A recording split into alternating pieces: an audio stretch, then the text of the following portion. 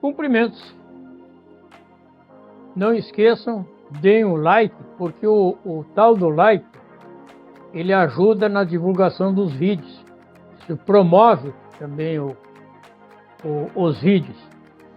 Muito obrigado por aqueles que estão emitindo algum juízo sobre a qualidade do programa. E vamos em frente. Hoje o tema é Centrão. Porque o Centrão hoje, e não é só de hoje, ele está na moda desde um ano antes da promulgação da Constituição de 1988. Faz tempo em que existe o Centrão.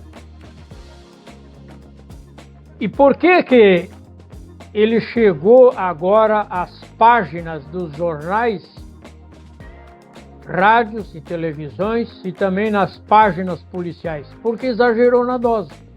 Só isso. O que é o Centrão? O Google, eu apanhei no Google a seguinte definição do Centrão.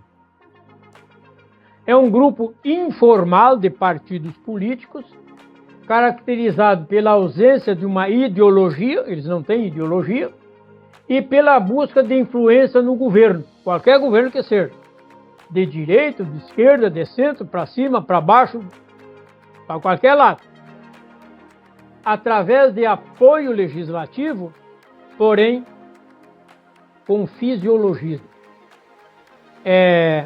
Toma lá da cá. E construíram habilmente no texto constitucional, vejam bem o que eu vou dizer, no texto constitucional, a possibilidade, no capítulo reservado para as finanças, a possibilidade das emendas parlamentares. Aí começou tudo. Mas começou discretamente, claro, tudo discretamente. Mas eles foram evoluindo com sustentação na Assembleia Nacional Constituinte, que evoluiu para a Constituição da República, 1988, e impediu, inclusive, naquela época, alguns avanços progressistas no próprio texto constitucional.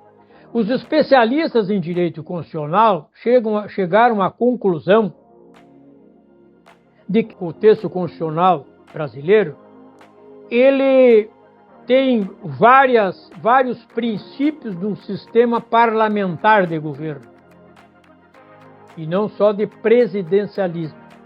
Isso veio, com o tempo, a gerar, como está gerando, entraves de ordem político-institucional, problemas entre a harmonia e independência dos três poderes, o legislativo, o executivo e o judiciário. Nós vamos chegar a analisar rapidamente isso aí. Naquela época era presidente da República José Sarney, de 85 a 1990. Foi o tempo em que eu lembro bem, foi o tempo em que o governo federal distribuiu à vontade, à farra, rádios, emissoras de rádio e televisão. Todas elas nas mãos dos ricos. Sim, nas mãos dos ricos. Começou nessa época. Bem, esse grupo hoje, segundo cálculos dos analistas políticos lá em Brasília, tem um núcleo central de 100 deputados. Mas, conforme as votações, eles chegam até 230 parlamentares. Ou seja, eles dominam o Congresso. Eles dominam o Congresso. Eu estou falando sobre os deputados. No Senado Federal é a mesma coisa. Eles têm até mais senadores na proporção em relação aos demais. Então, como que eles guiam isso aí? Porque no decorrer do tempo, saiu outras legislações. Vamos ver se eu tenho apanhado aqui. Saiu legislações que ampliaram a capacidade deles de gerir verbas públicas.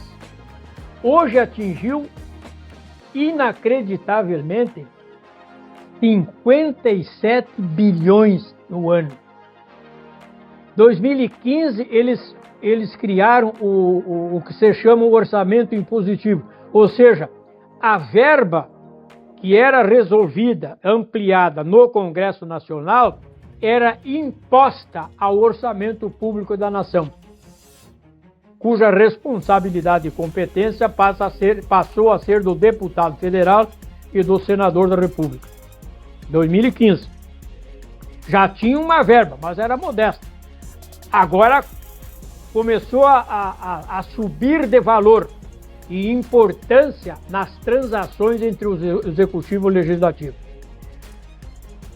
Agora, recentemente, incluíram mais outra regra, o tal do orçamento secreto, porque tem vários tipos de emenda, tem a emenda parlamentar individual, tem a emenda de bancada e tem essa do orçamento secreto. Aí agora a matéria está a juízo do Supremo Tribunal Federal, porque tomaram conhecimento, por ação da Justiça, da Polícia Federal, que essas verbas do denominado orçamento impositivo e orçamento secreto,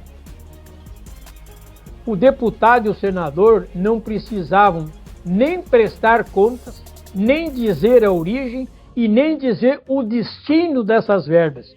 Acontece que, alguns meses atrás, alguns prefeitos piaram, ou seja, deram com a língua nos dentes, contaram, delataram, disseram como que funcionava a verba que chegou no seu município. Aí caiu a casa. A federal foi para cima deles, tomaram depoimento e esse volume todo de depoimentos está no Supremo Tribunal Federal, que rastreou o dinheiro desde que saiu do Tesouro, das finanças do país, assinatura de quem, para onde e o que foi feito. Claro, os funcionários públicos desse ou daquele município foram contando que a verba do deputado federal veio para tal, mas não veio, uma parte ficou para mim, outra parte ficou para ti, e assim foi. Ou seja, corrupção da grossa, e que envolve quase 100 deputados federais e alguns senadores da República. Esse é o nosso Congresso Nacional. Que a gente sabia que o Congresso Nacional era elitista, tudo bem. A gente sabia disso. Que representa os interesses do poder econômico, também a gente sabe. Agora, que fossem dados a fazer corrupção e chantagem em relação aos governos federais, a dose então é extremada. Exemplo: derrubaram a presidência Dilma a pretexto de pedalada fiscal, que nunca justificaram muito bem o que é essa pedalada fiscal.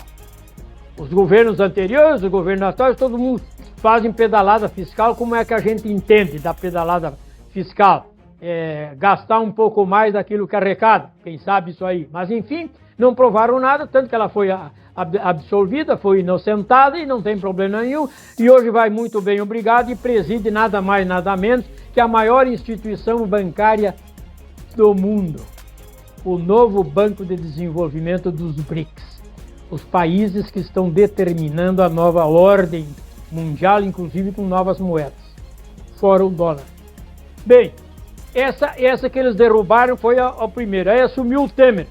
O Temer resolveu o negócio e aumentou as emendas parlamentares. Foi aí nesse governo Temer.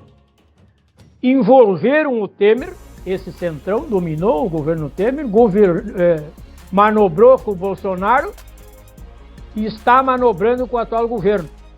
Por causa de quê? Chantagem. O Congresso ainda diz, não, mas o Poder Executivo não precisa reclamar do Legislativo, porque de 100% dos trabalhos do Executivo nós estamos aprovando 95%, é só 5% que nós vetamos, não concordamos, como agora do IOF, né? O Imposto de Operações Financeiras, recusar. O que é esse IOF? É aumentar as taxas sobre os que mais ganham, sobre os ricos, os que mandam dinheiro para fora, as grandes empresas econômicas. Não tem nada a ver conosco, mas eles vetaram.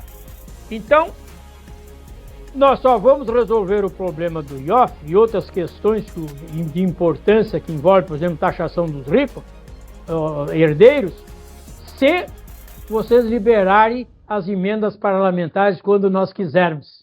Bonito isso. Bonito isso. Agora, para concluir, Era assim no passado? Não. Eu fui parlamentar 8 anos, de 1974 a 1982. Nós éramos 470 deputados, 470. Nesse mesmo decreto legislativo, recente agora, de questão de dias, que o Congresso negou o aumento do IOF, debateu contra um decreto federal, assumiu uma atribuição e competência que não é a dele, não é do Congresso, é do Executivo. O que aconteceu? Embutiram nessa legislação, nesse decreto legislativo, o aumento de 513 para 531 deputados federais. A gente chama no jargão político de jabuti. Então, botaram um jabuti ali dentro, como quem não quer nada, e foi aprovado. Ora, de 513 para 431, o aumento de despesa da verba do orçamento público é muito grande e tem repercussão nos estados e nos municípios. Tem repercussão nos gabinetes, o número de funcionários, o número de escritórios, o número de pessoas que ficam trabalhando, o número de passagens aéreas, aumenta tudo em milhões e milhões de reais. Um absurdo que eles fizeram numa hora em que eles mesmo, o Congresso, está cobrando do governo federal a diminuição do gasto público. Então, o governo federal, o Poder Judiciário, eles têm que conter os gastos, mas o Legislativo está fora desse mandamento de diminuir os gastos. Então, esse é o centrão. Lamentavelmente, não tinha naquela época, então, para concluir, não tinha na minha época emenda parlamentar. Nós não dispunhamos de verba parlamentar, também não tinha fundo partidário. E se quiséssemos algum favor do governo, tinha que trabalhar, botar um projeto do prefeito da sua região embaixo do braço, ia caminhar nos ministérios em busca de que esse projeto do prefeito ou do governador entrasse no orçamento da República. Era assim que se fazia e assim é o papel do parlamentar. Concluindo agora assim, não é atribuição nem competência do Poder Legislativo em país nenhum do mundo distribuição de verba pública. Por quê? Porque o Poder Legislativo, diz a Constituição, é um órgão fiscalizador. E como fiscal, ele não pode distribuir verba, porque como é que ele vai fiscalizar a verba que ele concedeu?